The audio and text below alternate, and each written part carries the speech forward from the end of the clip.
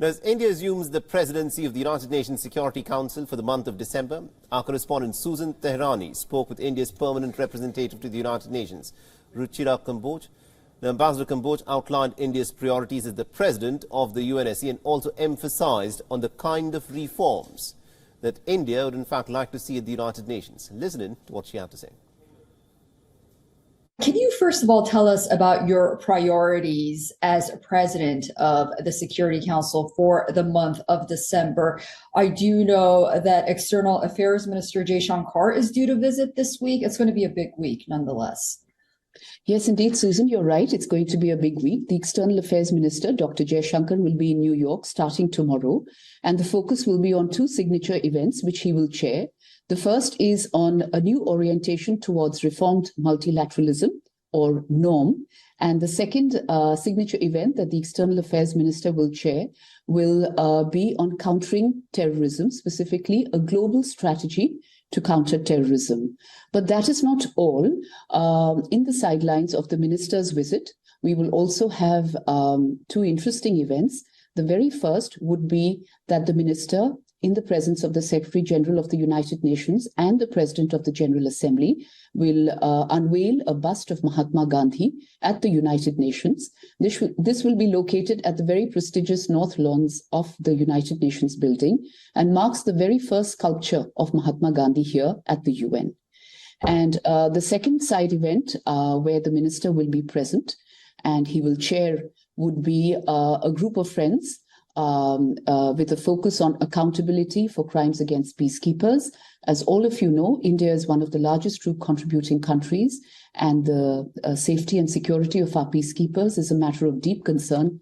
And we very much hope that this group would keep the focus and devise guidelines that would ensure that the field is a much safer place for our peacekeepers. Madam Ambassador, you've been so vocal calling for reform at the United Nations and at the Security Council in particular. And one of your events really is about this. Can you talk a little more about what kind of reform or broader reform you would like to see at the Security Council? And do you think that there is light at the end of the tunnel for something like this, soon at least? Well, India has been very explicit in terms of what India would like to see at the United Nations in terms of a reformed multilateralism. And let me summarize that very quickly for the benefit of our viewers. We're looking at a comprehensive reform in terms of an expansion in the permanent categories of membership, but also in the non-permanent category. We are looking also at the question of the veto through this comprehensive reform. Also, strengthening and I would rather say making the working of the Security Council more democratic, which is not the case right now, and also an improved relationship between the Security Council and the General Assembly. So in essence, we are looking at early reform with comprehensive reform at its core. India also has taken over the G20 presidency. Given the diplomatic sweet spot, if you may, that India is in right now, and the Ukraine-Russia conflict, what role can India play at the Security Council regarding Ukraine? Well, as far as Ukraine is concerned, I think we've been very, very clear about our position here in the Security Council at the United Nations. And we have stressed that India is on the side of peace and will remain firmly there. We've also said that we are for a cessation of all the violence and hostilities, and we are for dialogue and diplomacy, and that we very much support a de-escalation of the situation. As you know, and all our viewers know, our Prime Minister has stated that this is not an era of war, and that statement has gained global acceptance.